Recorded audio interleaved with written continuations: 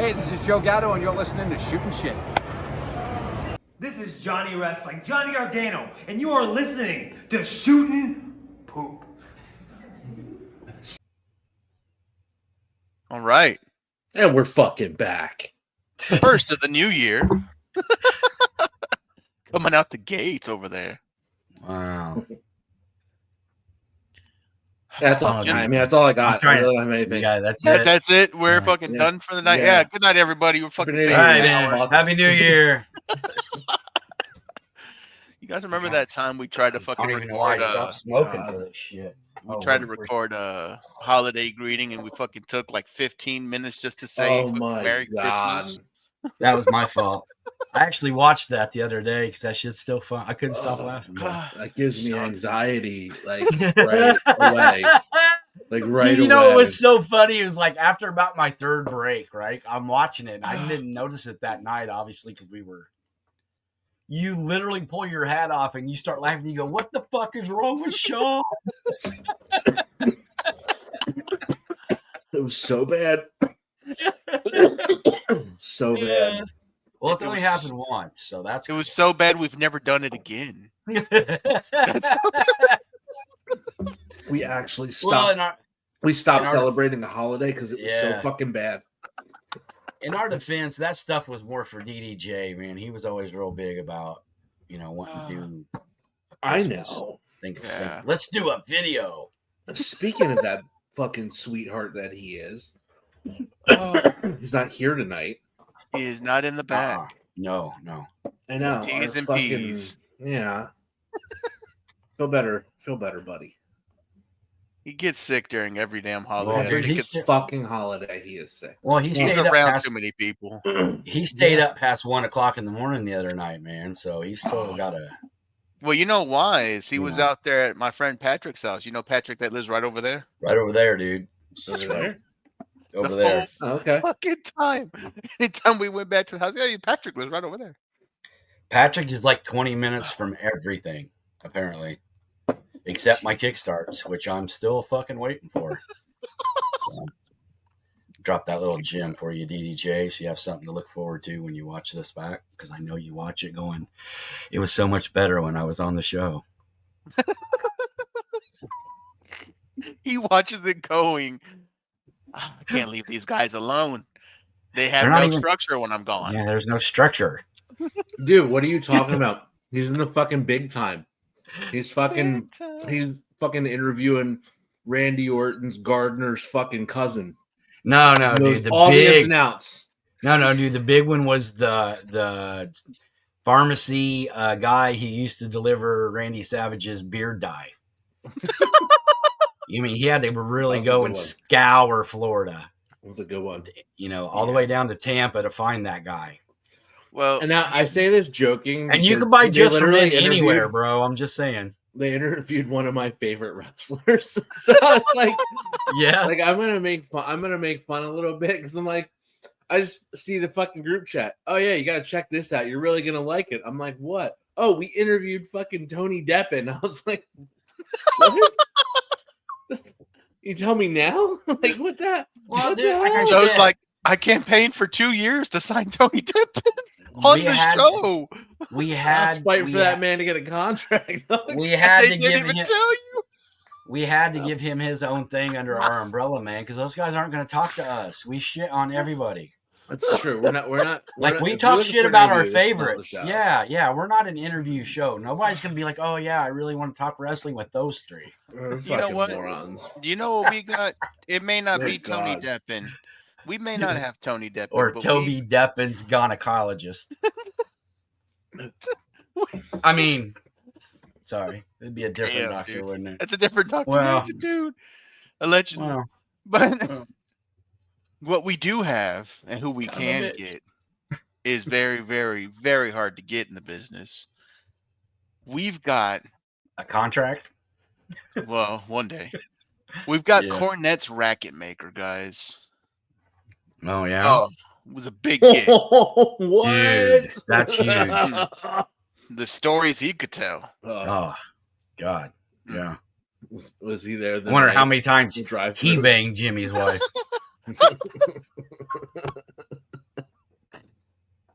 We've got Bubba the Love Why Sponge does your condom butt look guy. like waffles? Jesus. Spanking her with a racket. Bubba the Love Sponge pool cleaner. Oh shit. We're over here joking around.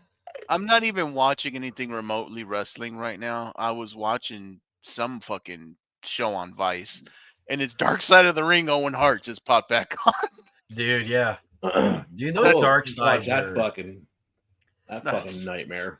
They got another series on Vice called Tales of the Territories. Yeah, I remember when we talked about it when it came out. Watch those, bro. If you've not watched those are pretty damn entertaining. No, even the no, dude, seriously, they're good. They're good, dude. They're funny as hell. Like you're gonna hear all that shit. They go after like, I think the AAW or the AWA one was the most fun because everybody turned on Ken Patera and basically called him a fucking liar to his face. It was so awesome. I'll tell you this. I'm pretty pumped to stream Raw on Netflix this Monday. Hell yeah. That shit is a fucking pay-per-view event. Yeah, dude, it's gonna be crazy. Yeah, it's gonna be I mean, that show is stacked. Yeah. They got a producer. I'll pull it up. Hold on. Keep going. They got a lot to live up to though, because I actually did check out AEW's stream last night. Oh yeah, on Max. Yeah. And yeah, it was pretty clean.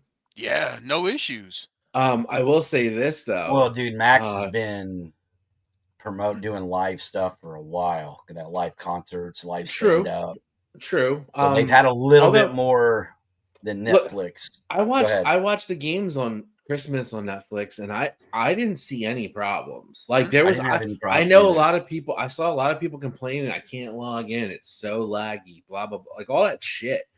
I had zero issue, ever. But I do want to say, I had zero issue. Man, 2019 AEW absolutely fucking destroys 2024 now 2025 AEW because dude, it was so much better in the beginning, but they gave a shit.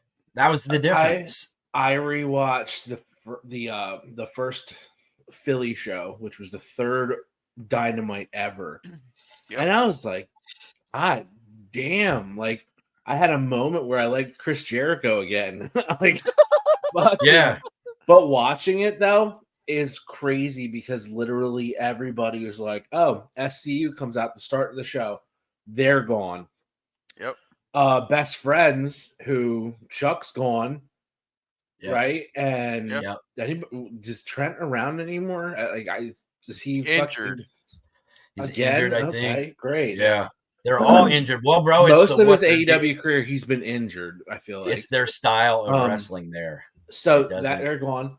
Proud and Powerful, who now fucking hate each other and absolutely like they don't speak, they don't fucking nothing. On a personal level, they fucking said fuck you to each other. Yeah. Penta and Phoenix, who obviously WWE bound, baby. Yeah. I think we might know who Ray's mystery partner is on Monday night. Yep. Awesome. They've been fucking teasing it hard enough. Actually, I actually kind of want it to be Big E in a mask. I know it won't be, but that would be cool. I think that would be great, but I don't think fortunately we're never going to get that. In the Kurt Angle. Remember when Kurt Angle come out, head to toe, dressed like a luchador? Yep. Oh yeah, he needs to wear that costume. Well, man, talk about the saddest fucking heel turn ever. Like they had to do E so dirty just to go heel again. I was like, I know, bro. Like we haven't talked wrestling in weeks, and like it's a little bit of old news, but holy shit, that was the most fucking depressing thing I've seen in a while. They straight shit on that man over and over and over. Well, dude, I've been watching. I watch, even though we ain't talking about it. Obviously, I'm watching every Monday night and every Friday, and I really do still I'm trying to get back into AEW just to be that guy, but man, I can't, dude. It's just shit. But it's hard. It is. The promos that are ugly. the promos that are being put out on Monday and Friday are they're way the fuck up here, man. I mean, that the Rollins Pump promo from the other night, dude, which we found out later was not scripted at all. They just went out and went for it. Yep. I mean, there's some. That was a good, like, that was a great. Yeah, there was real heat, and there was really. I think there was a couple really close to the edge, kind of. Oh, I'm gonna kick your fucking ass for real, dude. Moments there, and that's when the shit gets good. That's where you make the most money. Oh yeah, congratulations! Yeah, that's really what you can get. Right? I will say, if you watched AEW, the best thing they had was MJF's promo, with him talking about how the new year was going to be basically the restart of MJF. That was one of the better promos that he's done in a very long time. Something that they've desperately needed, because right now they don't have anybody that can really promo like that. With Eddie Kingston still being out on the shelf, they don't have that straight promo beast out there. And I mean, you do have guys like Mox can kind of hit a promo when he needs to. Swerve, I think, can, when he's got the right situation put in front of him. For the love of God, quit giving Ricochet a microphone. Dude, he cannot fucking talk. I could care less for his fucking heel turn. I could either. And nobody buys him as a heel anyway. Yeah. Because he's kind of like Naomi. Yeah. The girl cannot go heel. She just can't. It just she glows in the dark. And Ricochet is so used to being that guy. Yeah.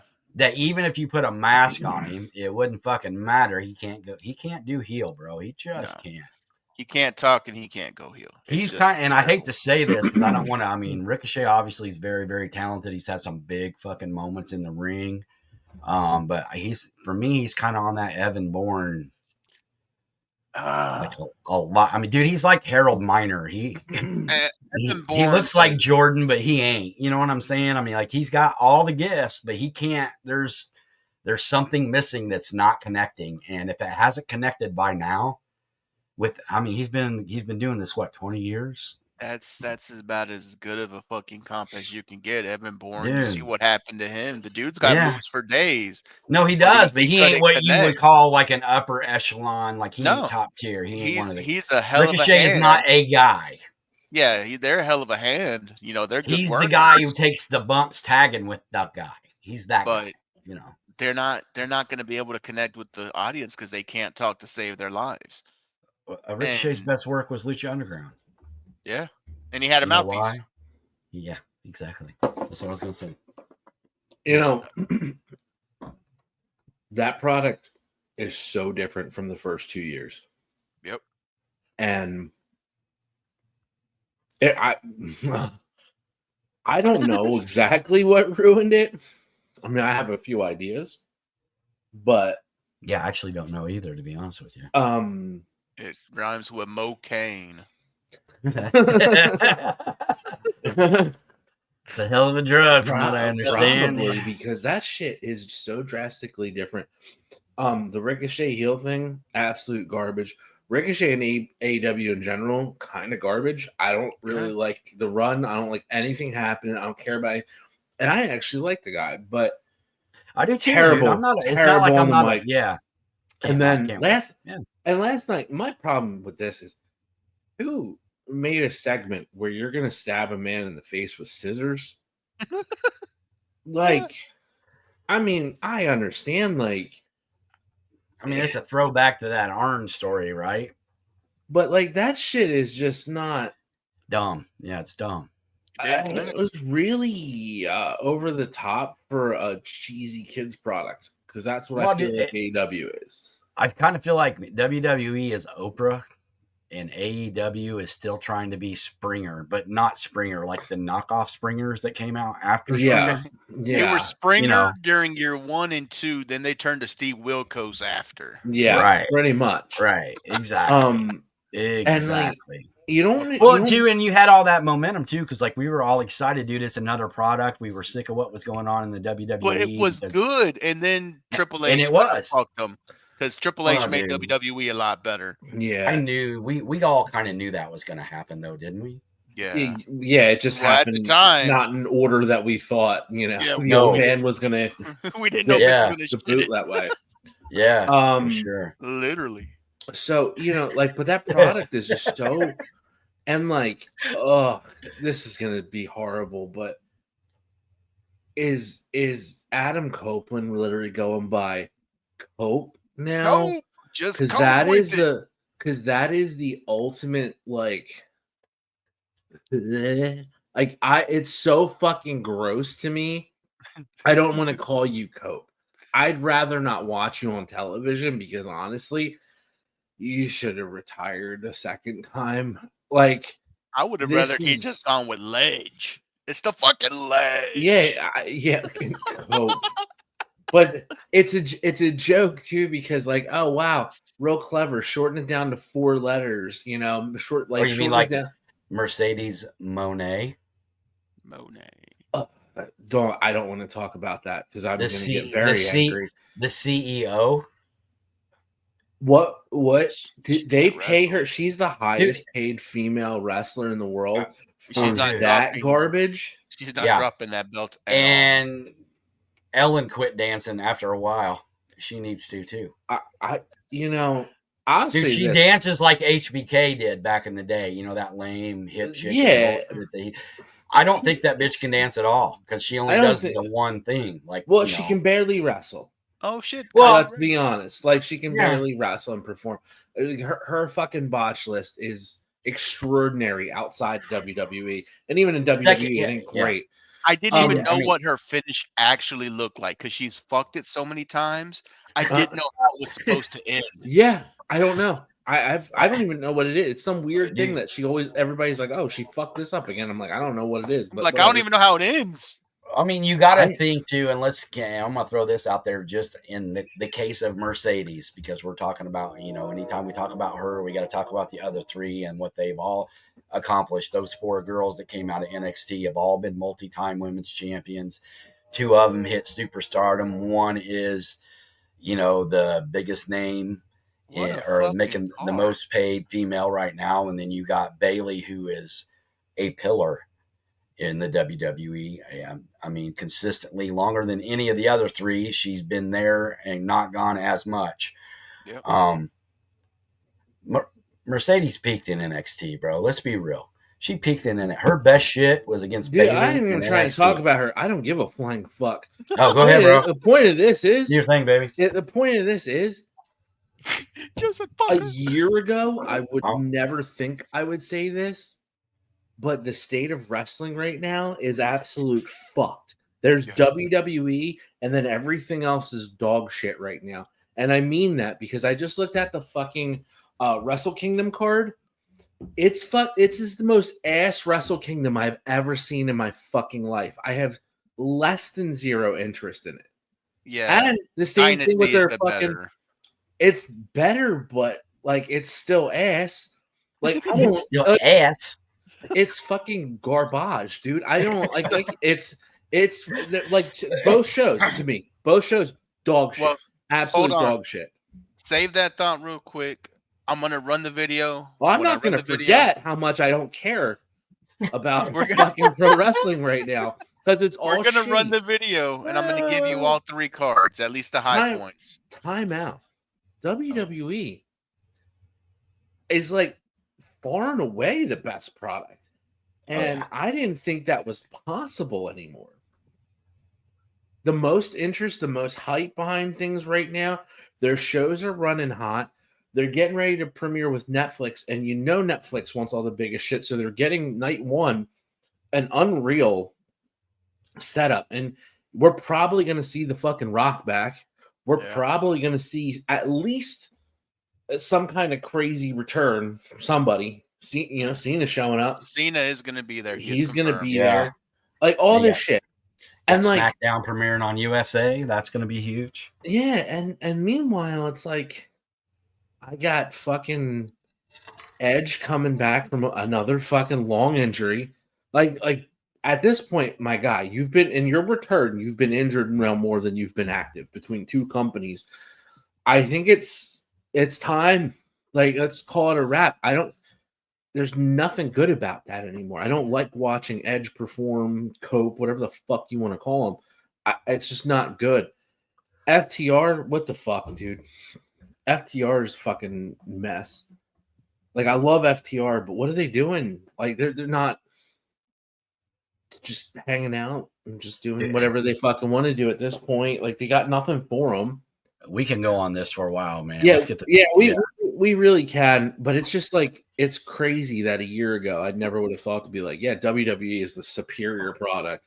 Everything else is fucking garbage. We said that too. For you. We said that too last year. Remember, right around this time, we said shit's about to change, man. This Mania coming up is going to be the biggest one ever, and it was. It was. Yeah. You know, kind of like when we were talking about. Well, you know, we pretty much do. Most of the stuff that we say does actually happen. Yeah, most of the time we are fucking on it. Let's hit that video for those at home.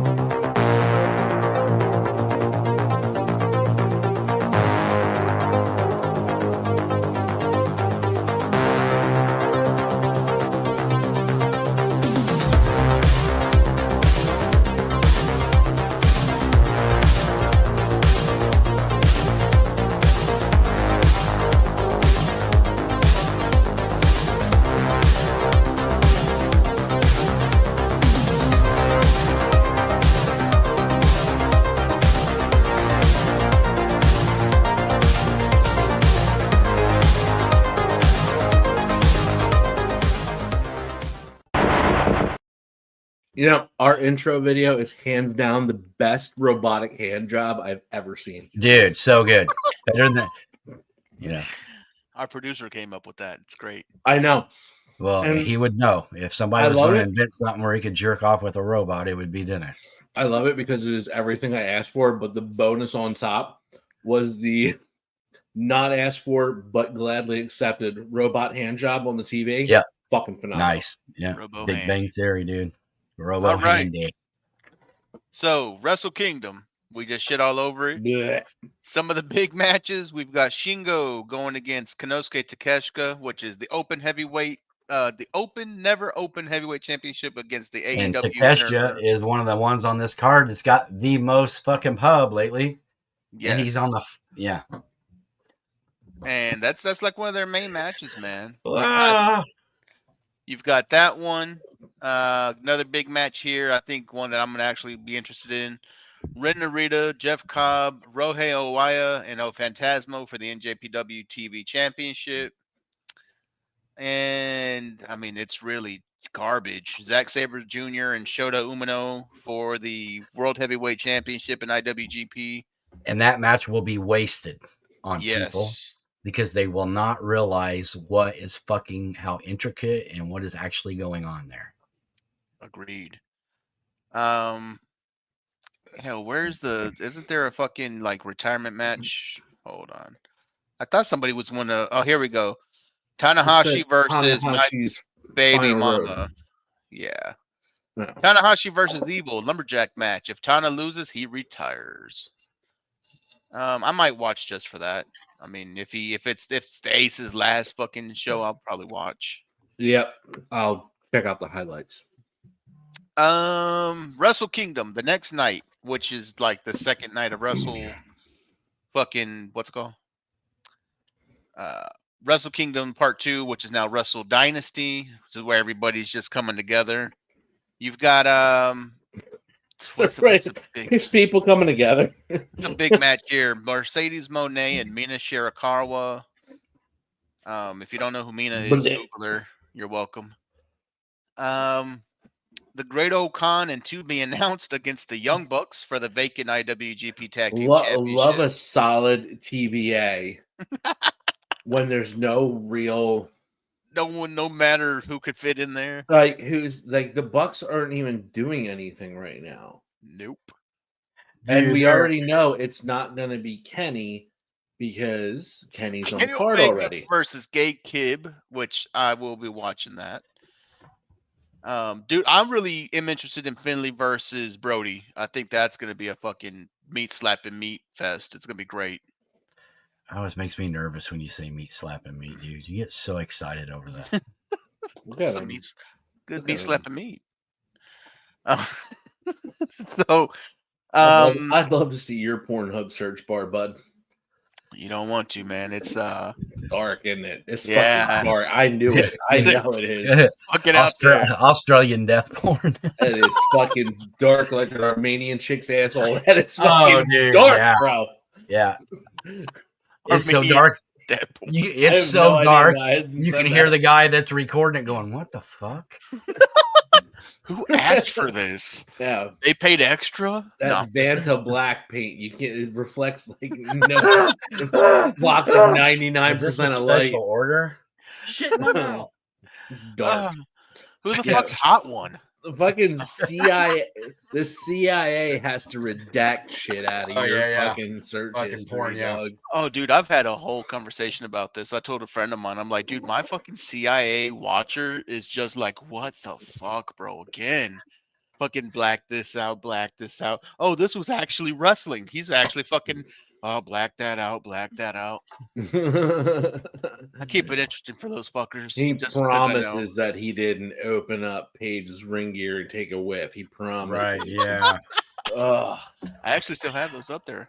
You probably do, you fucking freak. Look at you. Monday Night Raw. First one on Netflix. Okay, there we go. Subtle segue, baby. Subtle segue. We're bringing home a drive time. 5 to 7, Monday to Friday. Stick here with the kid. Last woman standing for the Women's World Championship, Liv Morgan and Rhea Ripley. And main event match. Tribal Combat, Roman Reigns versus Solo Sikoa. Fucking main event match. Yeah. Main event match. CM Punk versus Seth Rollins. God damn, it's a main event match. It's like a fucking, it's like a Royal Rumble or Mania card or some shit, dude. It is a best of to let Netflix know they mean business. I feel like dude, you knew you knew they were going to go big. They're going to blow the doors off their first one in Netflix. Yeah. The thing is like you can watch WWE right now, and if you haven't been watching, I will enlighten you. Triple H is showing you exactly how big WWE's dick is just by camera angles coming in. Huge. They are literally showing every fucking seat in the arena, lights on, floor to fucking ceiling. It's packed. And not only is it packed, kids, but there's signs in the way again. Yeah. Fucking Daddy H is flying us to Mars, baby. Like, first class. He really is. Jesus fucking Christ. Like, let me tell you, as hyped as we were for WrestleMania last year, and partial because like I was the one I got to go to. Like, it's Philly. You got to go? I finally did. You really? He got to go to a Mania in his hometown. I thought we were gonna make it through one episode that you didn't fucking bring it up. It's the first one of the year. Fuck out. I'm just kidding, dude. I just play it. Pop him No, blame you, bro. Dude, I mean that's a big. I mean, it was the biggest one ever. So fuck yeah. But aside from that, though, the card itself, I was super excited for. I was like, this is going to be fucking good. There's a lot of drama. How's the story going to play out? Like, the whole main event situation was really big. I can say I'm almost as excited to see where we're going for this WrestleMania, if not more. I am too, man. Yeah, because this is going to be. God, all I want is just everybody to stay healthy. Yes. Yeah. Fucking, Punk. Yes. Punk tearing his tricep again last year. Oh, dude. I love that it got to Mania still, but I wanted that match. Yeah. I'm starting to be more concerned. Like, you brought that up. Like, it just seems like every time he gets started, it's another injury setback. And I'm wondering if maybe his body's trying to say, bro, So I'm hoping that he listens. You know what I mean? Because let's be honest, dude, he isn't exactly as athletically inclined as other performers. I know he has to work harder to make it look as good as it does because he really isn't, what you would call, agile, coordinated, swift of foot, any of that shit. He's just a hard worker. Yeah. And these guys all coming in this year is going to be, I mean, if you're on the roster right now, it's kind of like being on the roster when Vince said, all right, we're pulling the gloves off. Do what you want.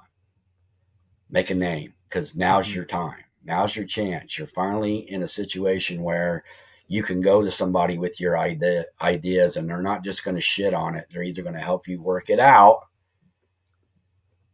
or you're going to at least be given the opportunity to be like, go do your own thing then. Just go do it. Yeah. And if you can swim, you'll swim. And if not, you won't. So we're going to see guys, start to fall off a little bit more going in. I think these other, the younger kids that are haven't quite.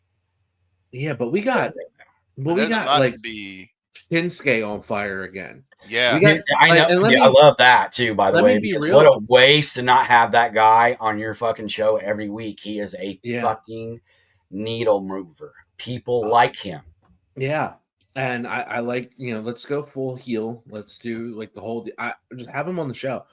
And let's be honest, like the New Day hasn't been relevant since before E went out, and it was getting stale. I hate to say that, and now all of a sudden, what the fuck? Like New Day's back hot again. Yeah. The heel day. Yeah, like, and it's working, bro.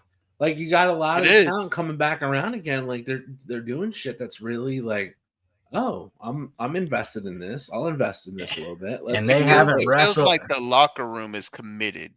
Again. It is. Yeah, dude. You can tell like they're, even with what they're doing with Ray and them and all that, Ray being the locker room guy, which, at his age and as long as he's been around with the shit he's done, he should be a locker room guy, bro. I don't care how big or tall he is. But what I love is you're going to see, I feel like there's going to be that's going to happen with the Street Profits too. I think I'm praying to God we're getting really, really close to seeing my man break off and go full Jay-Z heel. And shit, at this point, to be honest though, between the two of them, fuck, that's the other guys. Fucking Dawkins has put in so much work. He has, bro. I want to see how Dawkins does solo. I want to see how he does too, but me and you both know that we've always said Tez is the star. Tez is the guy, bro. Dawkins has put off the weight. The way he started, shaping up, I think he could be a big player too. A couple years ago, I already said that. So long. We've been talking about this because Ford was going to be the guy who goes. He's going to be the guy, and now. Like, hey, good on him, man. He put the work in and he got significantly better. Everything got better. Yeah. Now, like, I'll watch it. I'll watch a single run. Yeah, I'm gonna see what he does. Yeah, because we know I like what he does. To the moon. Yeah, I like what he. Yeah, I like what he does. I'm not saying that. I like what Dawkins does, and I think he could be. I think he could do a singles run and do well. On the reverse side, Ford is a star, bro. He's on the reverse side. Their counterpart in AEW, since I did bring them up by slipping the name on accident. Private Party? No, not Private Party. Fucking Scissor Me, Daddy Ass, The Acclaim. Oh, yeah, Well, it feels like one act has gotten stale while the other one is getting a lot better. I think Bowens is going to be the breakout out of them two. They're going to go. And, dude, I don't, when those two first came up, they weren't a tag team. They just kind of threw those two guys together. Yeah. And they made it work. So, I'm sure they both have singles aspirations. You know what I mean? But they're about to break up. You can see the writing on the wall. They made their money. You know what I mean? Now go do what you got to do. You made a shit ton of money off them stupid ass t-shirts. Now go. But I think go track your shit down and do what you can do. Bowens is going to be the one that gets the better out of that because they've already started to significantly censor the way Platinum Max does his raps. That was his old thing because he's not great in ring. Yeah. Owens was the ring guy. So I think this split's going to hurt Max a lot. Should. But then again, if he gets in with the right. Yeah. Dude, I mean, you always go back to these guys that they get injured and they can't do the same thing over and over. There's two ways to attack it. You keep trying to do what you want to do and fail miserably, or you learn how to work within your limitations. And a perfect example, that's Steve Austin. I don't think anybody can deny that early on in his career, he was a technician. I mean, he could do anything. He was ring general. He was smooth as shit. When he got the neck injury and had to come back and he had to wrestle, you know, he was just a straight up brawler. I mean, he still did moves, and I'm not saying he don't, but you can see where he had to adapt his style to what his body was allowing him to do. And that just the ability to be a chameleon in pro wrestling is why some guys will always keep going up and other guys are going to fall off to the wayside, because they might have the physical ability to do what they need to do in the ring, but there's so much more that goes with that, and we know that. Yeah. A lot of good shit, though. This is a good time for wrestling. What we thought we were going to get when AEW started, that resurgence of pro wrestling, never really happened because AEW kept like a cult following. But right now, with the way the WWE is popping off, I think we're going to get what we thought was going to happen. That resurgence is coming. Yeah, it's definitely coming. Well, dude, it's been coming. I mean, it started before Mania last year. I mean, and we're at the steadily first steps building of the revolution of the new era. It's back in mainstream again, and that's really a lot of WWE, to be honest with you. Yeah. You know, it is, man. They're very smart about their promotions at this point. I mean, hey, way to go with the, you know, this is all since the merger too, you know, the whole Endeavor for sure. is like, that's really the catalyst on this. And they have a real good creative marketing team that's getting these guys out there. Cody Rhodes was just on fucking Two Bears One Cave with Bert Kreischer and Tom Segura. Yes. Like that's like you're hitting into that, you know, now you're hitting into like that Rogan funnel. Like, you know, these guys, I love them on their own, of course, but they're part of that Rogan group. Like guys like Joey Diaz, like they're hitting into that stream now. It's going to get them wider in with like, you know, like a lot of the UFC fans, a lot of the MMA fans. That's what they're trying to do. They want to cross. Well, even more. I love how Cody Rhodes pulled it out that Bert Kreischer was the best wrestler he'd ever met that wasn't a wrestler. That's awesome. Because the way the dude promotes himself, Cody's like, you promote yourself like a wrestler, and Bert's like, I learned it from your dad. That makes sense. Too. So funny, which is cool. But I mean, even think too, like even on a smaller scale, like I watched a lot of college football this weekend. Every single game, I seen a WWE belt on somebody's sholdder. I watched a lot of NFL playoff games. Except for Indiana, I think Indiana used the AEW belt. A lot of the NFL games I watched this weekend, they had Punk at Live at the NFL games on Christmas Day. No, dude, he said we'll never. And he said what everybody in Chicago's been thinking for years: we ain't ever gonna have a winner until fucking they sell the team. And he said it live, bro. And I was just like, all right, dude, you're like just putting it out there. Punk's he's a Chicago fan, like through and through. I don't like Punk. It's been well noted on the show. I do not like. Really, I have not heard you're very shocked watching the pregame feelings on Punk on Christmas Day. Seeing Punk in the suit, the way he carried himself, and how he did on that pregame, I thoroughly enjoyed his appearance. Oh yeah, dude, he can do the play. He does play-by-play with one of the UFC under. Yeah, he was one of the underlings in the MMA. He can do a lot. But I mean, or even but just that connection with pro football and college football with the belts, and then their connection with Pat McAfee. Every time somebody logs into or watches ESPN or logs into the app to watch Pat McAfee, they see WWE wrestling memorabilia. Yeah, so Pat's got his own figure on there. Yeah, dude, it's so like it's constant. They're being bombarded with it, and then you just. What the fuck? There was something going on there. I was at a comedy show the other night and somebody made he told a joke about getting a Ric Flair and alarm clock for Christmas, and everybody in the crowd. Now this is white bread, suburban Champaign, Urbana, dude. I'm talking all the youngest person in there was my date and everybody else was my age and older.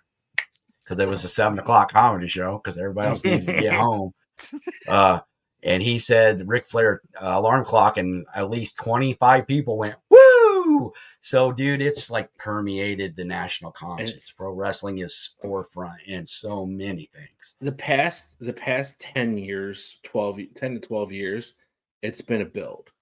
You know, let's go back. We'll talk about, you know, the pipe bomb and Punk and leaving, and then, you know, sprinkle in Bullet Club starting in New Japan. And then moving to the guys, the Elite, starting AEW. It's been this build. And I think the funniest part is after just over a decade now, we've gone full circle. And what's the hottest product? What's the cool in pro wrestling? It's the old WWE once again. Yeah, man. And this is what happens when you have, look, and not every decision is great, but having a real solid. He was one of the boys for a long time, guys. Yeah. And not just one of the boys, man, but he was respected in the locker room. So many of those guys talk about how he would just he would step in and go like, "What are you working on?" And they would say, "Well, da da da da da," and he would throw something out, and they'd be like, "Yeah, fuck, why did we?"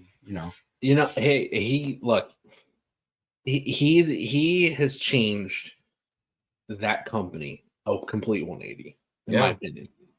Easily. And I just like this fucking new TV deal. Like, I'm excited for the Netflix deal.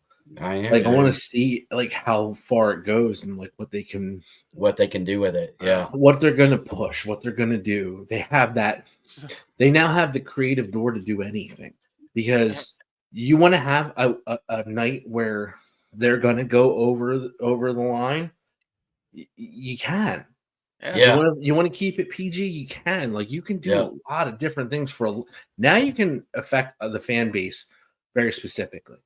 And I think you're gonna start to see certain aspects for certain parts of the fan base, and basically what AEW wants to do, but they're going to be able to really do it with Netflix, right? Where AEW is still tied to this Warner Brothers Discovery with, TBS and TNT and fucking, they're on Max now. They're on Max now, which I'm watching Double or Nothing. But then there's a lot of things on Max, so I'm not. Yeah, it's a deal, and I want anybody that's doing pro wrestling to at least succeed to a certain but I'm extent. just saying, like, if you want to watch Raw, the only way you can watch Raw is on Netflix now. Right, absolutely. You have to go to a streaming service for it. Yep. Not where it's just like, oh, we're going to stream it there too, so we open up a little bit more, visibility. This is a whole new territory. It's a whole new deal, bro. Yeah, because you're getting one of the top shows, the top wrestling show of the last basically 30 years. Right. You're going to get that, and it's brand new, starting over again. I think it's really the cool. longest running episodic show on television. Oh Jesus! Sidebar, real quick, gentlemen. I'm watching Double or Nothing 2019 on Max. Okay. I'm looking at Smiling Kylie Ray. And it's giving me Learning Tree Chris Jericho vibes. Did he allegedly do what he did and then took the bitch's gimmick? That's fucking foul. Oh. Well. She just went, hey, everybody. And I fucking felt, hi, guys. It's always kind of been her deal. Well, at least she's getting she got signed by WWE. She's on the IE. Yeah. It's foul as fuck if you did. Just saying. Well, sorry about that, gentlemen. We were cooking there, but there's a whole other fucking situation of AEW. Talk about you want to talk about punk stuff, you want to talk about whatever, like that kind of shit. Yeah, but we don't talk about the fucking Jericho stuff, and the accusations and the allegedlys and all that. Yeah. You put Darby over as a superstar, and Darby's got a Me Too past out there. One of them works in the WWE. And I wonder what this kid's doing with his money. I mean, are you looking at these tattoos this kids are getting? Those are like shitty jail cell scratcher fucking tattoos. Look, he is not long for this world. Okay, he is not. Dark Side of the Ring, Darby Allin. He is not long. He's not. I've watched him wrestle. He's not built to last. Yeah, he's not built to last. Yeah, no. I agree with you. Fuck, dude. I agree. Yeah, that's rough. That's gonna be a rough one. That's gonna be a rough Dark Side episode. But like, and not to mention, and I hate to say it, it's not even just Darby though. It's half that fucking AEW roster.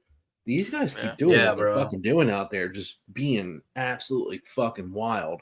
Savages. Ooh, well, dude, that's God. It's almost to the point, and I say this knowing that there are going to be people that watch this and be like, oh, whatever, dude, you're just a mark for WWE. Actually, I'm not. I've always been a big, when AEW came out, I was a big proponent. I love all those guys in AEW. I got more AEW shirts and all those indie guys. A lot of them I followed before they got there because they wrestled so much in the Chicago area. Eddie Kingston and Darby and Kylie Ray. And I mean, I insulted Britt Baker once at a fucking signing, dude. So I know these guys. I know who they are. So I was always excited to see them go. But when the quality goes down, and I feel like it's coming from a place of desperation at this point. It's I kind of feel like W. I kind of feel like Tony's dad's like, all right, well, if you don't turn a profit, I'm taking all my money back. You know, fuck, dude. I mean, is that how he sounds? He's got to rebuild a fucking stadium in Jacksonville, bro. It flooded, so they got damaged. They need money. I wouldn't be surprised if AEW. I mean, but it's not just AEW either. TNA, not much very long ago, was on the cover of magazines. They were the best women's division. D'Amore. Scott D'Amore was leading them into the new branding, and everything was on fire, and they were fucking building, and now they got rid of D'Amore, and they went down.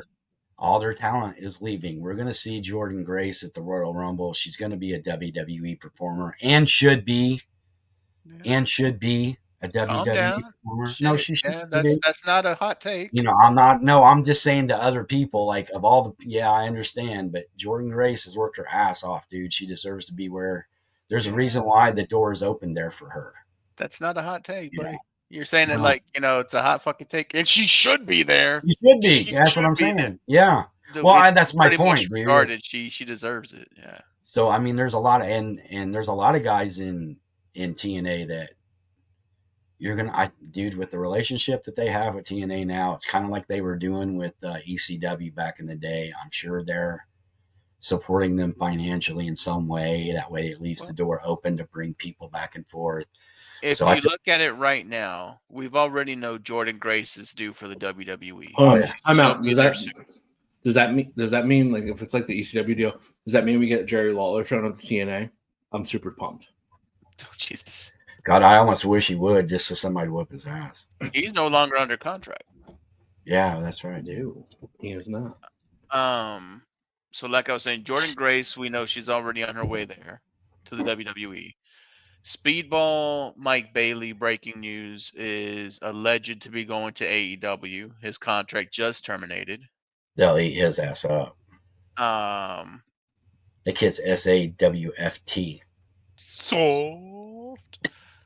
Oh, dude, what I'm like the biggest thing I'm excited for on the Jericho cruise, it looks like Enzo and Cass are going to tag again for the ship. I'm fucking pumped. Well, just the fucking in-ring promo will be worth price of admission. And I'm gonna be drunk like a motherfucker. I cannot wait, dude. 30 days, gentlemen. 30 days. 30 days. 30 days is when you're going. Yeah, when I'll be down there. I was gonna say, God damn, dude, that's a long fucking cruise. How the fuck are you afford to be off for a month? No, I'll be down there for 30 days. It's a 4-day cruise. We also got Joe Hendry, who will be down there. So I don't think Hendry is going to be in the Rumble now because he's signed on for the Jericho cruise. Unless he flies out of Punta Cana. Nice, Sean. Nobody ever talks about Joe Hendry. Everybody fucking loves Joe Hendry. No, they don't. But if you're really big into the indie scene, you guys know that there is somebody who's kind of taken over that steam of Joe Hendry, and his name is Stephen Flow. He comes out to the song Even Flow, but it just says Stephen Flow, Stephen Flow, Stephen Flow, Stephen Flow. So yeah, that's greatness. Oh man, the way you're describing it's making it really hard for me not to go look this guy up. You should. He doesn't wrestle very well, but his entrance is killer.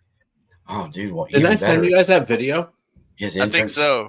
He's got a great entrance, but he can't work for shit. Great endorsement of a new like great fucking Grado, same thing. He's fucking beloved, and it's just a great entrance. The ring work. How are you our hype man? Anyway, gentlemen, let's do something that we've done very successfully in the past because we have about 10 minutes before we hit the hour.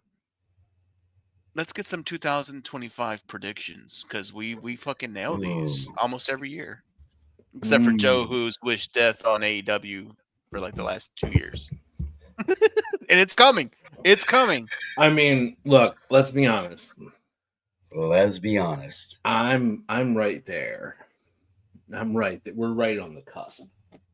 Oh yeah, the cusp. So 2025 predictions. Oh. I know it's hard because we've hit some badass ones in the past. We have. Jesus, I forgot how bad out of shape Nyla Rose was for the first fucking Double or Nothing, dude. She's got like roll on top of roll. That fupa's killer. Well, I did call Punk coming back to WWE last year. Yeah, you did. What are you gonna call this year? He leaves again? No, dude, I'm going to call he ends up showing up at his living room and you mark out like a bitch and get him to sign every fucking thing you own. I don't have anything that's Punk. I gave it to you. I know, and I appreciate it. It looks good. Yeah. It's going to look good on the wall. Let's see. 2025. Yeah, I don't know, man. It's kind of hard. There's no, probably, I think, and this is going to irritate the shit out of you guys because I spent most of the fucking last 2 years ragging on him. Braun Breaker's going to be a big time player this year, I think. I don't know that he's going to get a world title, but he's going to get a world title shot at least. But he's going to be involved in some storylines, and I think he's going to have a pretty decent push this year. I'd like to see him. I think they're going to give Finn Balor a push, which they should. The guy's a fucking great worker and can make anybody look fantastic in the ring. I'm glad that they're finally doing something with him. Gunther's going to be a baby face before the year's over. That's a shocker. Man, I don't know. In other news, my prediction is Sky is Blue. Fucking dude, we've been talking about Braun Breaker fucking being a breakout. I know, but I haven't been. So it's fucking puberty. God damn it. Bad news, AEW fans. This is the year. the death knell, baby. Look, if you can't have your cameras any higher than the top row for television, there's a problem. They're gonna keep pumping money into that. It is gonna take a don't laugh, Sean, for it to end. You know, because we're gonna be able to go to Dynamite at the Berwyn Eagles fucking. Dude, I don't want him, Joe. You don't want him. I don't want him to fail. Do you want him to fail? No, I don't want him to fail. I don't want him to fail. I just think that they're still on this path. Yeah. I mean, look, they renewed a deal with Warner Brothers Discovery. That means, well, to me, that tells me nobody was offering more. Right. Nobody saw any added value in that product to give the better deal. Right. And to say, I want that on my network. That tells you something. You know, whereas we have Fox, NBC, Universal, and Netflix all, you know, they were bidding there. They were bidding, fighting. You know, yeah. Yeah. It was a fight for the rights to both big shows. Yeah. Meanwhile, AEW has to cancel a show. So that kind of should tell you like the directions they're going. And I don't want it to fail because there's a lot of wrestlers I love on those rosters. And I think, you know, it's like somebody told me this, you know, when you're a kid, everybody's like, oh, you know, I'm going to play football. I'm going to go to college. I'm going to get drafted. I'm going to make it to the NFL. There are only so many players in the league. There's only so many teams and they only carry so many players. Right? I mean, that's just the reality of it. And, you know, I think it's the same way with wrestling. You know, there's only so much TV time. There's only so many shows to run where you're going to have your talent. So the necessity for AEW to be there is there. I just see that the interest is going and going and going, and this, you see the rabid fan base, but it's the same core rabid fan base that doesn't care. It's always that same core. It's not growing. It's not expanding. It's not becoming what it should become, and they can't right the ship. Right. Not in this iteration. They need an actual booker. Sorry. Well, it's too They big do. to be They ECW really do. and too small to be WWE. I feel like that's kind of ECW was way better than AEW is. I understand that. And what I mean is the reason why ECW was successful is because it had a rabid fan base. But I don't even think AEW is at that point anymore. They probably were there the first 2 years, and they killed that fan base. What he's saying is the core group of the fan base that keeps AEW alive is the same reason why ECW succeeded the way it did. The difference was ECW for a very, very, very, very long time were doing very small venues, and then what killed them was trying to go bigger because they could never fill up big arenas. They weren't, and a lot of talent says it. They were not made for what the WWE is. Yeah. Right. And you start to feel that same way with AEW. They're not made for that. I'm the fan base. I'm the fan base that they lost, that they would want to keep, because I was the fan base who was hot about it from the start, excited about the talent, into the stories, into the writing, into the performing, all aspects of it. I was at that third Dynamite show ever. Yeah. Dude. It was in Philly, the third week of Dynamite in Philly.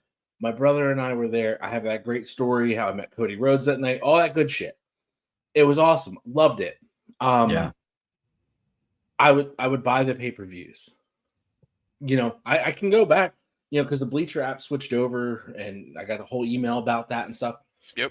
So I actually had those pay-per-views that I had purchased still saved. Like I could still watch. Like I was that fan. I would go to the shows. I would get the shirts. I was shopping on Pro Wrestling Tees for, the newest merch and stuff like that. I'm the fan that they lost because I am not the rabid fan who's going to be the hardcore there every week, no matter if it's a dog shit show or a great show. But I am the fan that will invest the time that I have. And that time that I have is realistically one product, because I don't have time for others. I can't stay up and watch Wrestle Kingdom overnight anymore. I don't have that ability. Like there's, life changes, things happen. Yeah. I have to make sacrifices of what I'm going to consume. And at first, those first 2 years at AEW, that was it. Even in our conversations, what we talked about, the conversations, the beginning of the show, the first 50 episodes of the show, reverse what we're talking about. We're praising everything AEW is doing and where they're going and how it's stacking up, and we're shitting all over WWE for their booking, their decisions, for McMahon, everything possible. And now we've reversed that. Yeah. I'm the fan that they lost that is going to end that company, because you'll have that little rabid group. They'll never go away. They'll love everything you do, but they're not enough to keep the lights on. And if you can't grow and expand, it's going to fuck a lot of people's livelihoods up. So no, I don't want them to fail. I want them to change and go back and get that vibe where they're like, oh, this is definitely the number two. This is the number two company. Because it's going to take years to be the WWE. I don't know why they don't hire Scott D'Amore. If they hired Scott D'Amore, he could turn that whole place around. That sounds like an ego thing. It sounds like an ego thing. It is. Oh, it definitely is. Rumblings are that Scott D'Amore may or may not very soon in the future be headed to NXT, leaving Shawn and Triple H to do SmackDown and Raw. I think that's a fucking great idea. I think I think I said that after he was let go. Let this dude run NXT. He can do it. This is the industry rumblings right now. You're going to promote Shawn to SmackDown? Yes. I like it. He's done a lot of good. I don't watch it. You guys know that, but he's done a lot of good with this version of NXT. NXT is kick ass, bro, and it's good quality. I mean, it's good stuff since he's taken over. I want to see him get the shot doing SmackDown. And you can tell that he has the trust of Triple H. Yeah. Because he's, they even did like a throwback to a Von Erich thing a while. I think it was with Tiffany Stratton where they did like the dog washing, cleaning for him and shit. Yep. That was like, I love that shit. But I did want to say this off of what Joe was saying. Since AEW's been in business, I've gone to more AEW shows than I've gone to anything. Me too. I've been to 8 shows, every pay-per-view in that first 2 years. I went to almost every pay-per-view. And I will say that I remember being in Chicago at the Now Arena when they were doing Jericho's Celebration, and he wrestled Scorpio Sky in a great fucking match. Never got a push after that. And I remember at one point, because we were in a suite, and I was sitting at the bar watching it and literally got off of my stool because I thought Sky had pinned him. I knew it was that close. It looked like he had it. And I was so into the match. The last one I went to was in November of this last year, 24. And it was like a VFW show in the middle of Assembly Hall. I mean, it was almost a joke compared to what I remember prior to. And those All Out pay-per-views were, the Young Bucks and the Lucha Bros in the cage. Best ever. Oh my God. And then that night, like Adam Cole returned. Yeah, dude. They had a lot of great moments. They have not been able to seem to build any kind of momentum. Yeah. Hangman and Omega against the Bucks, fucking great tag team wrestling. Great tag team wrestling. Like Apex. Well, even the dog collar match between MJF and Punk was. I was there. I know you're not a Punk guy, but that was a great fucking match, bro. I was there. Yeah, I know. Yeah, so I was at that third show, which you can stream, and it's such a great show. It was a great show. Yeah, they did the dark match because none of these guys actually were on the Philly show, which is hilarious. The Young Bucks, Kenny and Cody. And an 8-man tag. I can't remember who they went against. But well, dude, even if you look at what they did during COVID. Yeah. Well, I'm just saying, like we got that. Everybody went home happy. The next show I went to, I can't remember exactly when. It may have been 2021, 2020, 2021. Anyway, yeah. And Punk was there. Bryan Danielson was there. FTR was like it was just like stacked, like talent, and now it's like I think it's not going to be the end, but what I think for AEW this year is this is going to be the year where you see a bit of an exodus. You're going to see some of their top tier talent leave. We already know. I think the worst kept secret, Penta, is probably debuting. Possibly I think the big prevailing theory is Monday night. You followed by Ray when he is back from injury and fulfills his contract. The Lucha Bros were a big part of the early AEW, huge part of early AEW because they built that. They wanted that top-notch tag team division. They had it for a while. That's a big loss for AEW. I think you'll see possibly Britt Baker leave AEW. I think you're also going to see some of the I don't want to say like the mid to upper mid card. You're going to see some of these guys start leaving or requesting to leave. I think you're gonna get like a Sammy Guevara who's gonna be like, it's time to go.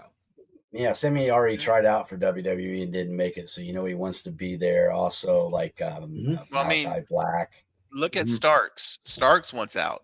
And Starks should go. He should go WWE because WWE could make that kid he need. All these guys need to go to NXT though. Not all of them. Look what they did to Ethan Page. They revitalized the all ego that died in AEW. Because we really thought he was like, okay, Ethan Page, he's gonna leave, and it was just like he's gonna be a breakout star in AEW. He has to after leaving fucking Impact at TNA. Okay, and then he fell flat on his face because he wasn't booked right. He shows up in NXT and he's fucking, he's producing. Rip.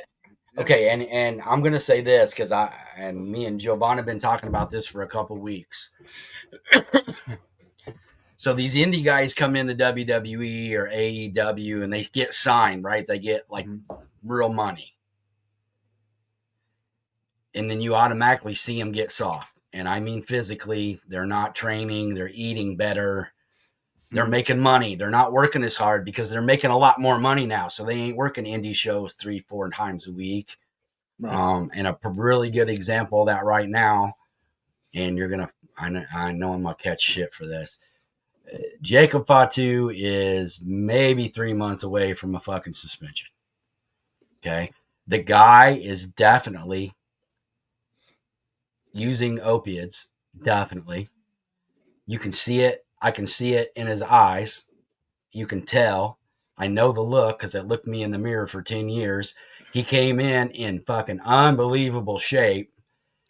New gear, all of it, wearing boots, the whole nine. And I'm not saying the guy ain't talented, he is, but he's put on at least fucking 30 pounds since he's been there, and he's not been there that long. So there's the money because he's eating way better. He's not eating fucking Whataburger and shit. He's ordering steaks and fucking eating in nice restaurants and shit.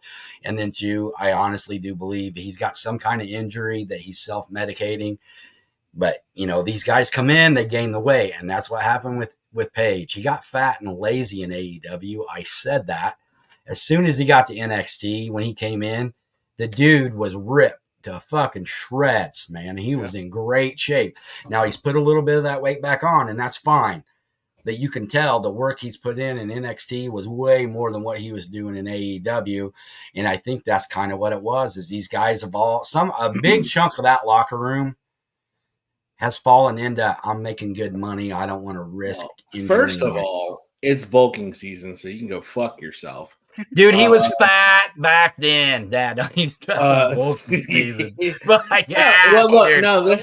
it's fucking cash and paycheck season for Jacob Fatu, brother. Come on, man. Come on. I just saw him 2 weeks ago. He didn't look that bad. Every week I'm not saying he looks deal with this from Sean. I'm not Sean, saying every he looks week bad. he's on pills. I know. Brother. 30 pounds is a stretch. That's not a really big bro. fucking Go back reach. and look to his first night in WWE and look in where he's at now. He's gained weight. And that don't matter. He's always been a big guy, dude. I'm not saying that. My point is he's making money. He's eating better. You're going to get lazy. That's what happens. Sean. Man, he goes hard in this shit. I don't think he does. No, I'm not at all. I'm not talking about in the ring lazy, man. I'm talking about he ain't watching what he's eating. He ain't in the gym. He's not doing. Well, fucker, it's all that January, shit. Dog. Like, ain't nobody watching what they're eating until like this week. So, well, I have been. So, oh my God, look at you. I have been. I know you're fucking. Give me one of your fucking thirst traps up here on the fucking screen again. I gotta watch some fucking jelly roll. Look at you. Look at that titty. Look at that white meat tit. Look at you. Oh God, makes me. There we go. Yeah, I know. Put it down a little bit. No, like you're like. I know you have to have purpose, and that gym purpose is. It's a lot better than the other ones. It's a lot better than the other things you've had in life, Sean. I'm gonna give you that. That's what it keeps me from doing, is choking fuckers like you. I mean, dude, when I'm happy, I'm fat. I'll just tell you that. Do I look like I'm fucking happy? Oh man. I'm below my driver's license. Joanne, why are you so serious right now? You're like, he's watching TV, dude. He ain't listening to us. You get that FBI. I'm trying to pull something up while you're going. Yo. Australian death porn. He's closing up that window.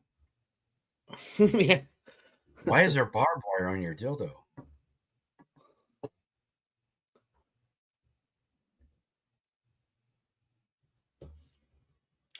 Well, since you guys are just gonna fucking stop while I'm trying to find what I was gonna find, but I can't find it.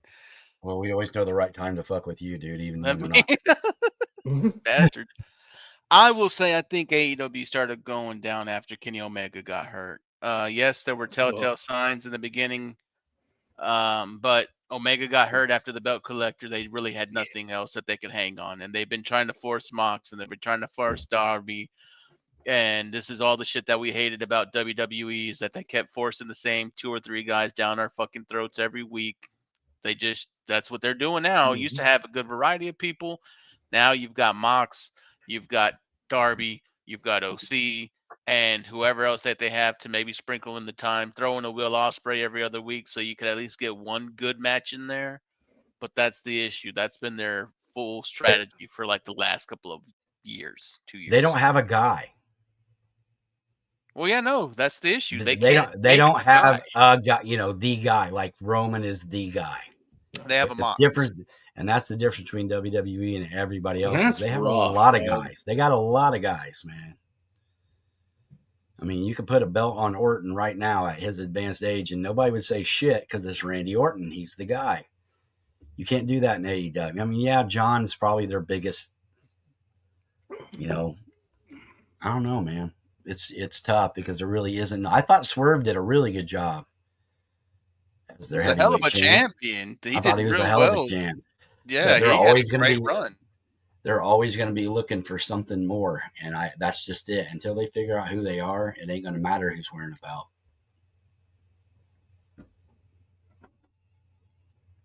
Everybody they've built up even MJF's title reign kind of. It's because they keep doing the same fucking moves with MJF. If you want to fight me, you've got to fight this guy 4 times, and then you get to get me. It's getting. They just keep rerunning the same storylines. It's like they can't figure out nothing new. It's that, but it's also there isn't another fucking person in that company that can talk the way MJF does. He literally fucking is so much better and makes everybody else look so fucking. And he's not even trying to. We've talked about that on the show before, where you got somebody up top, and then everybody else is here trying to play catch up and get up that hill. You can't catch him now. Like if the race ended, he's far and away the best. And honestly, I don't like Mox's promo. I don't think he has a great promo. Promo guys, you can go back and say, oh man, remember this one, remember that night. He was golden that night. You can talk about Flair and things that he's done. You can talk about an MJF. You can talk about when Rock had great promos on Raw or SmackDown. You can talk about specifics. There's nobody else. I think you really can't do this. Mox. There's almost nobody else on that roster in AEW that you can say that about, but you can about Mox. I can't go back and say, oh, that was a great one. That was really worth it. That was awesome. Yeah. He hit it out of the park. Yeah, he uses some big words and sounds real fucking, menacing. Creeping, menacing in the shadows. Yeah. Speaking and I want to make you think. So I'm going to use some really, extra syllables in these words to complicate this. But I don't think I think that's just generic. I don't think that's great. You can cut a great promo using the most basic words if you put them in the right order and you deliver it in a way that has something behind it. Mox always delivers his promos the same fucking way. He's the same banging around the ring. Yeah. Other than, hey, asshole, like calling some dude out. Big fucking deal. Because even then, he's still doing the same fucking shtick to some fucking schmuck in the crowd.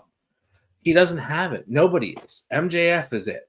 And God forbid MJF and Mox have to go one-on-one promo-wise.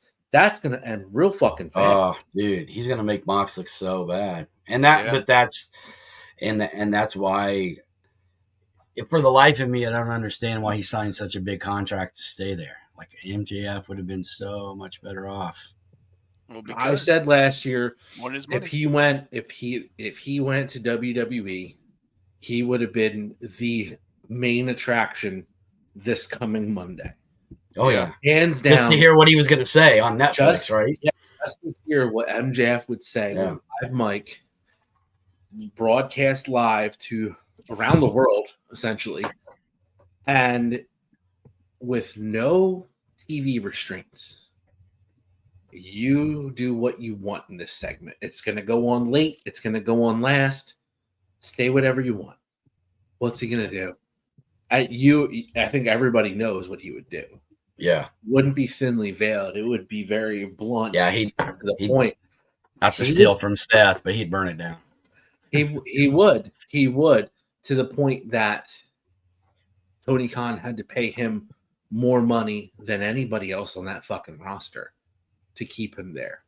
Yeah. Because the only guy on that roster that would sink that entire show would be MJF. He would go on Raw on Netflix and destroy that company overnight. Look at the three people actually that got the biggest contracts recently. Mox, MJF, and Swerve. Those are three of the biggest contracts that were handed out recently. And I mean, it's crazy. It's like they know who they should keep, but they're not doing anything. Here comes the bullshit fucking Dark Order debut that was bull. Sorry.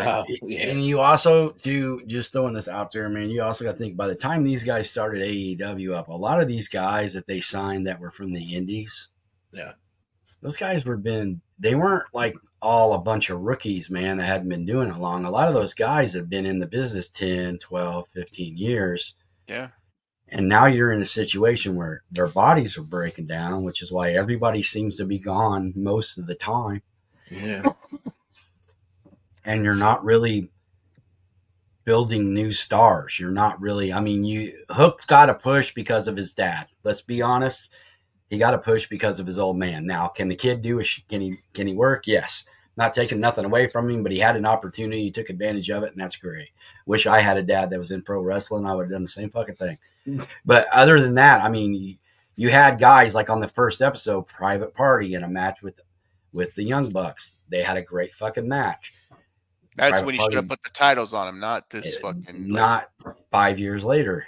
You know what I mean? Like, you had talent there that was young, that people was interested in, that you could build on, but you've been feeding them. Yep, to the stars. To your upper echelon stars for 5 years now, and you can't understand why you can't get a rating. Well, so here's my, well, that and Punk left. My predictions for 2025. This is going to be the year of retirements. On both sides, WWE and AEW, some of our mainstays, and I'm not talking Cena because Cena's like the dough. We know he's leaving. Yeah. Well, he's been retired, really. But we're going to get at least two big ones, I feel. And one of them is going to be in AEW. I feel like the Bucks are done. I think they're in their swan song right now. They're getting everything they need to out of the way, the last things that they've wanted to do, and I feel like they're out.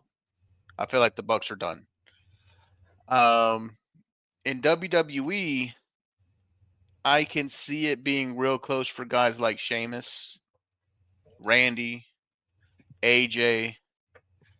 They've got some older names that I feel like they're maybe this year or next year. They're really close. It's just fucking horrible segment. Really close to being done.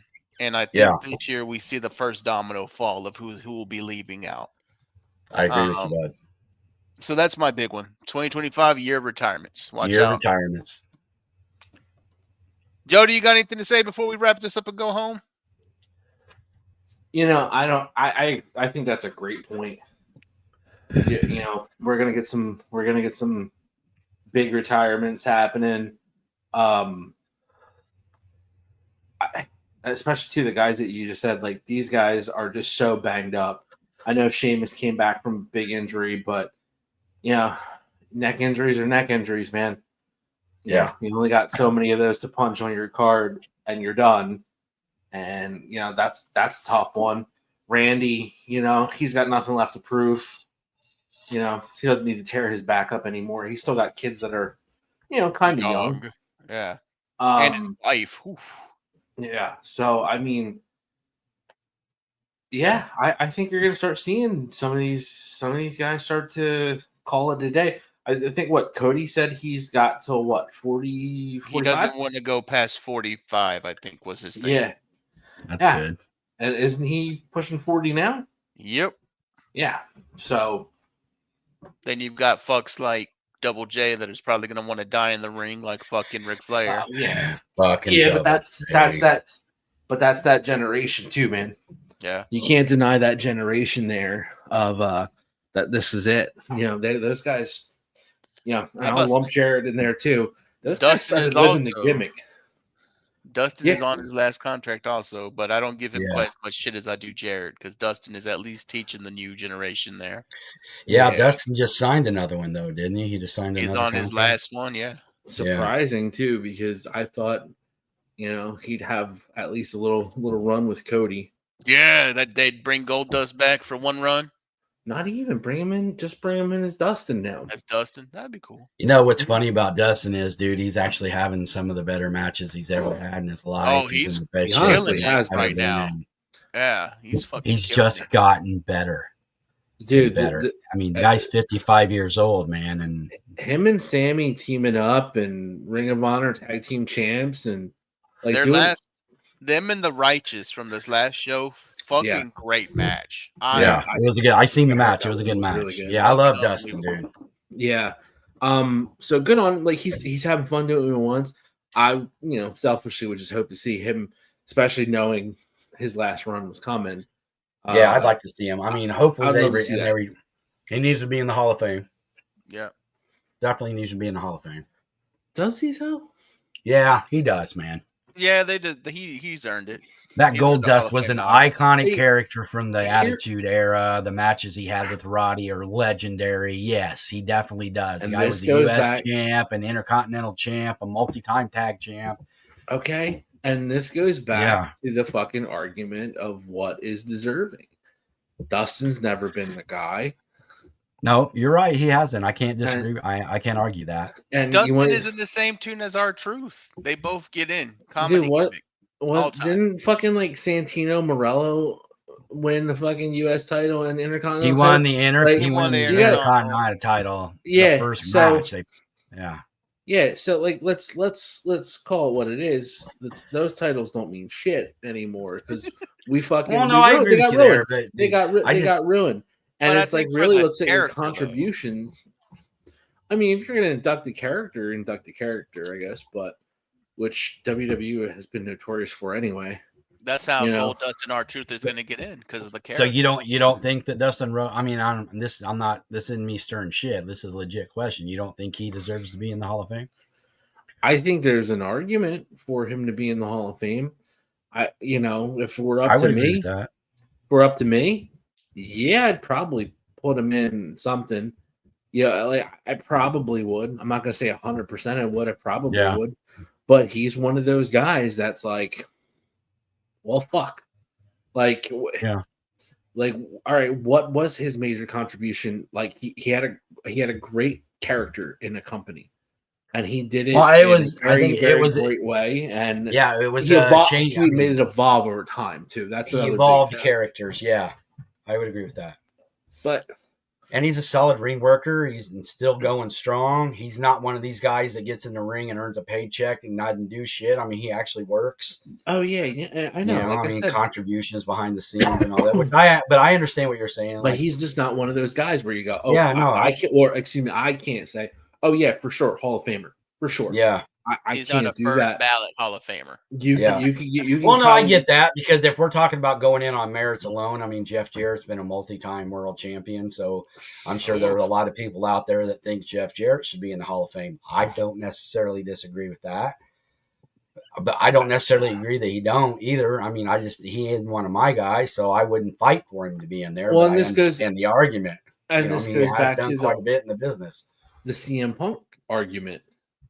Where Jovan, you had to take it there. Said he wouldn't put CM Punk in the Hall of Fame, but he would put who would you put in the Hall of Fame? I can't remember who you argued for, and I was like, hold on a second. I don't even remember because it's been so long. But y'all hold it, don't you? Hold on. Yeah, I will hold a grudge because I'm gonna end on this because I'm getting ready to go to bed, fellas. You wasn't even on the show that night. I had to take all that on my own, man.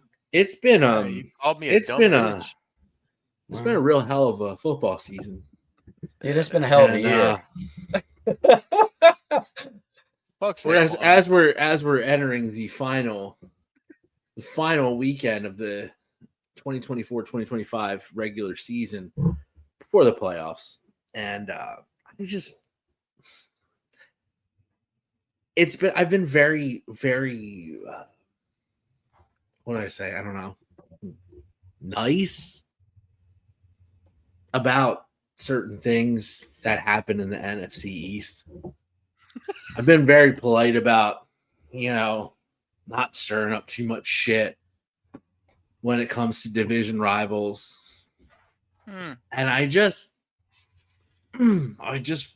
wouldn't be able to fucking sleep if I didn't bring up the absolute fucking drubbing of the fucking Dallas Cowboys this past weekend. Jesus fucking Christ.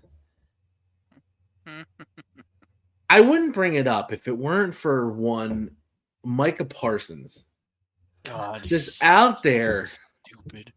Out there, just absolutely slurping down all the fucking goo dripping from that office up in Jerry World, just slathered up like a goddamn Krispy Kreme fucking fresh donut. Because he's out there talking about, we ain't done yet, motherfucker. You've been done for a few, and no one has informed you. Actually, no, they did inform you. You're glazed and cooling. That fucking and underperformance. I've seen people go dead silent on social media because you can't give me the argument. Oh, well, you got your starting quarterback, and we haven't had Dak in weeks. Motherfucker, we played our second and third string quarterback because our second string quarterback has broken ribs. So we really went to option 3, and that kid threw his first 2 NFL touchdown passes in that fucking game. Kind of like the Jets and they're back up. They pulled Rodgers and couldn't score the whole game and fucking runs down the field, throws a touchdown pass. Oh my God. 5 for 5, man. Why 5 scored? Fuck you, Aaron. You so we can't have that argument of Dak was out, Dak was hurt.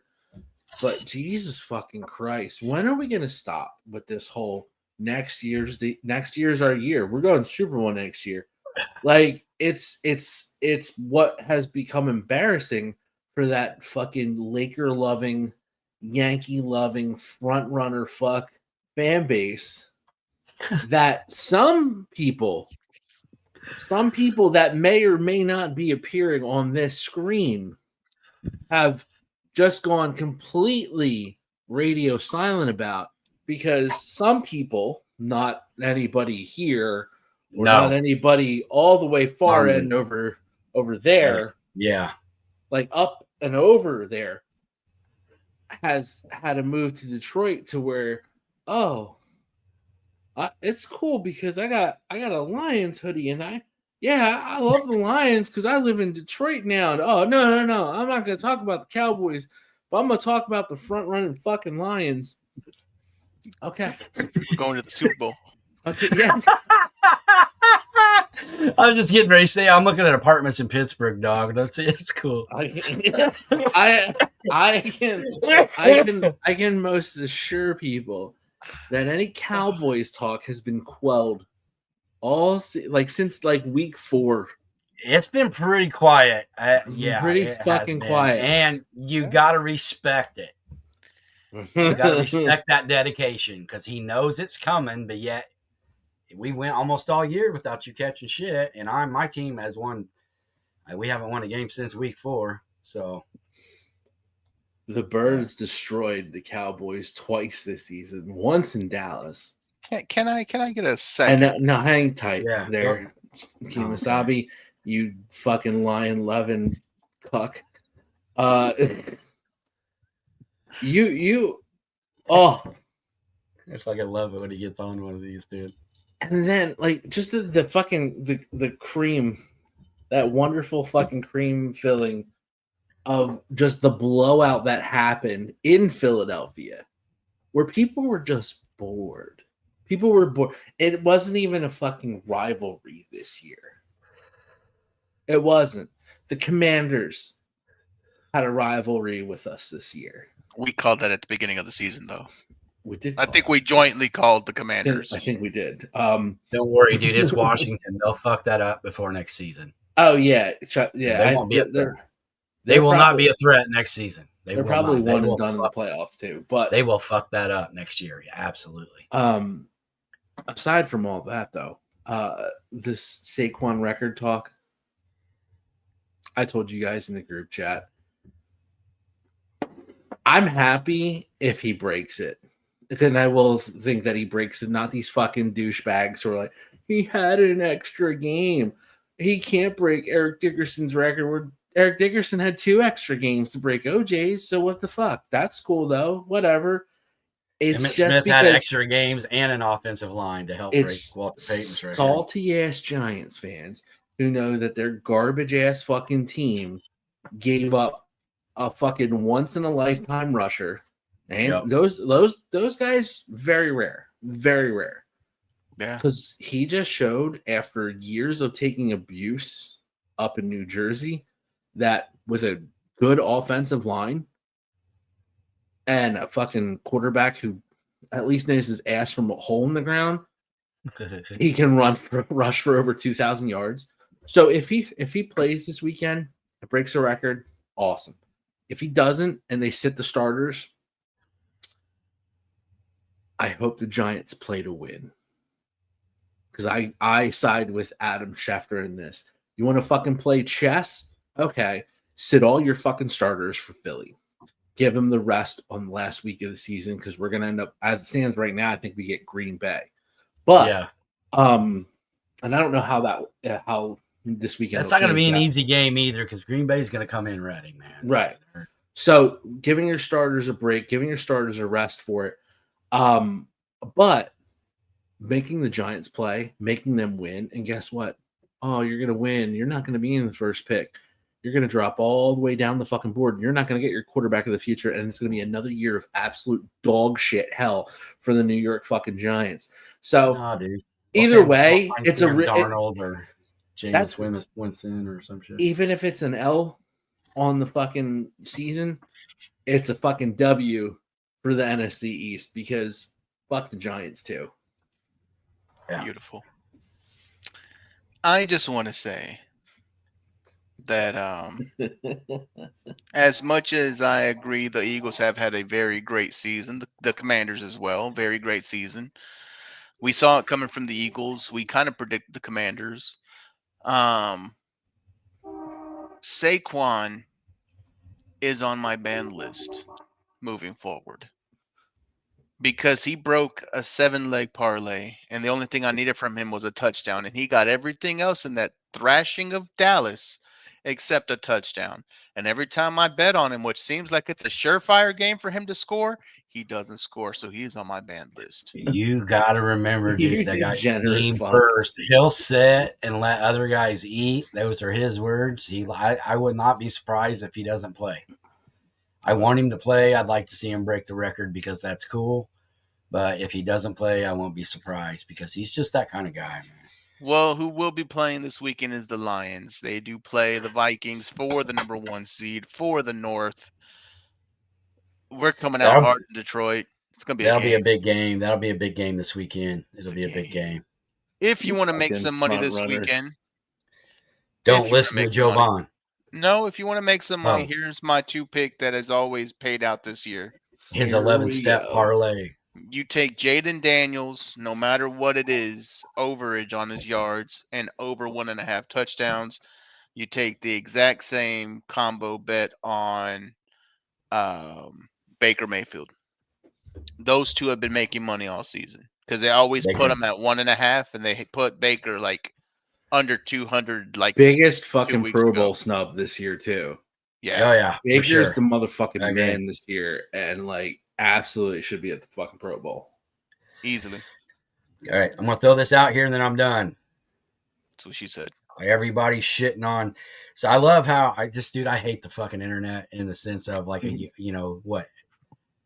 few months back, Ryan Poles was the greatest GM and pulled off such a great whatever, and now they want to fire him. Dude, that ain't the problem. You need an offensive line.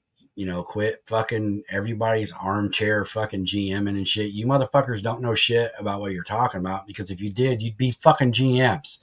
But you're not. You're just some fat dude on a couch on Sunday talking about, I remember playing in the backyard and we wouldn't have done that. Why ain't they running cover 2?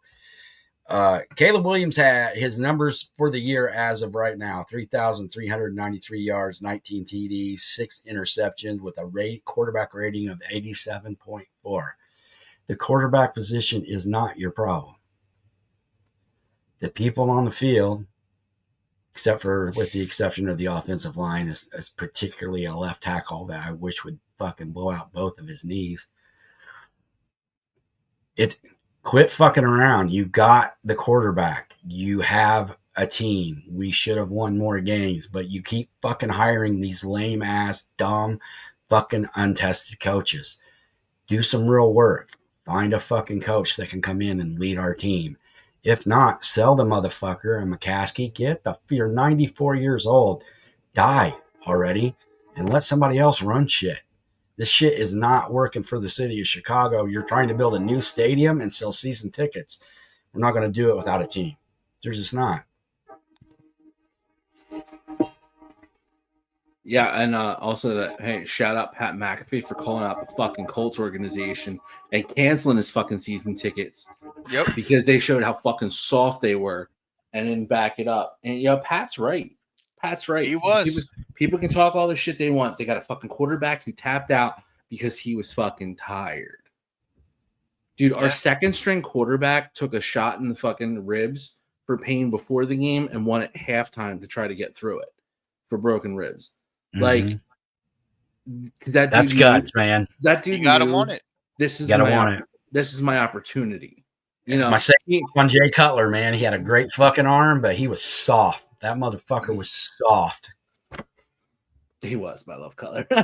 I love him too, man. When he was on, there wasn't nobody better. But man, that just you don't pull yourself out in the second half of an NFC Championship game. Yeah, he fucking called them out, and they came back with some bullshit like, oh, Pat's against us. Pat's fucking hating on us. No, Pat was an NFL player. And Pat played with fucking really, really, really great teams. The first fucking Colts team he was on went to the goddamn Super Bowl. And he was a football player. He wasn't just a kicker, man. He was a football player. Yeah. He's the fucking, and everybody's like, oh, he's just a fucking punter and he's just, a kicker and a placeholder and all this and that. Well, guess what? He also is the only fucking kicker that has a worthwhile highlight reel outside of Justin Tucker for just some of the sheer fucking crazy field goals that he's made. Yeah. But outside of Tucker, tell me the next kicker that has the best highlight reel. And it's Pat. And it's Pat for fucking doing the crazy shit that Pat did, blowing returners up, all kinds of good shit like that. Onside kicks, recoveries, just the ability to throw the football even. Yeah. He was fantastic. So he had every right to call that organization out, especially everything he's done and has ridden for that organization since his retirement. He has his entire base of operations and company based out of Indianapolis. He has his home that he built there.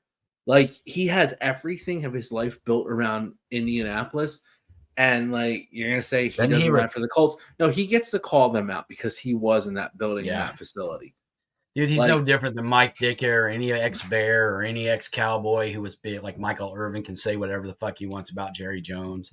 And that's, I saw the same thing. Somebody said something about it's the same thing that Peyton doesn't have a good relationship with Colts either.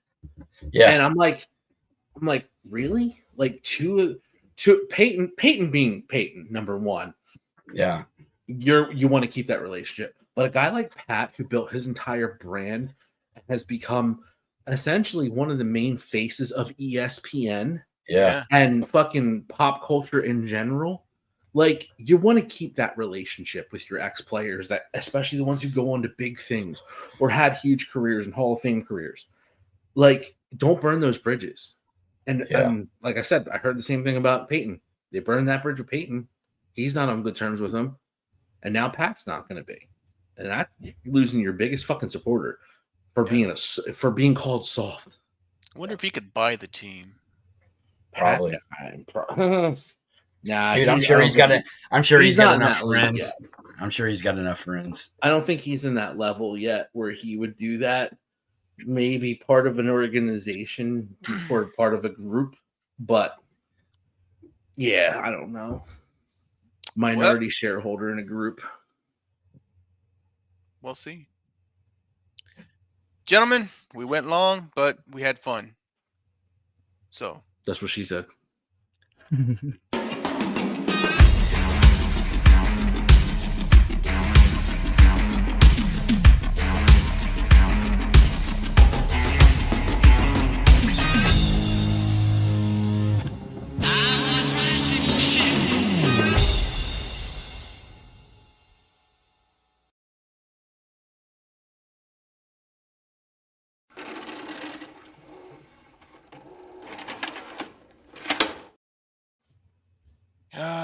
It was a good night, but I'm hungry. Need to go get some fucking Taco Bell. Who knows? Taco shit's tonight. You gonna get Taco Bell now, dude? Something. Maybe an apple. I'll figure it out in a minute. It was maybe an apple. Maybe an apple. Okay. All right, bud. Sorry, bro. Legends of the Ring Sting, man. This is a great figure, old school figure. Looks great. It's Sting! Old school Sting from WCW.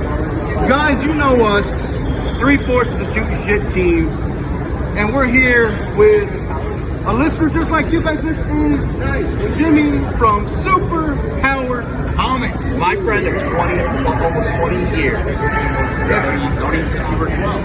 If you know people in Chicago, you probably know Dennis because he knows half the town, of course. But shooters, if you need action figures, comics, wrestling memorabilia, we just showed you Sting. Superpowers Comics will put up their QR code so you can get a good look at everything they have coming. Give it a shot, shooters. Get your superpowers on and get your comics from our friend Jimmy, who listens just like you.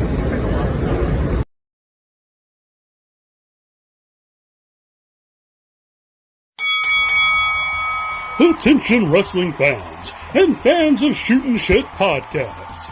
You can now be one of the cool kids by going to ProWrestlingTees.com and buy the official Shootin Shit t-shirt. Buy it now and be there at ringside. Be sure to check us out on YouTube at www.youtube.com/@SHOOTINGSHT. Find us on Facebook at www.facebook.com/groups/SHOOTINSHT. Check us out on TikTok at SHOOTINSHIT. And you can buy your official Shootin Shit shirt at www.ProWrestlingTees.com/SHOOTINSHT. And thanks for watching.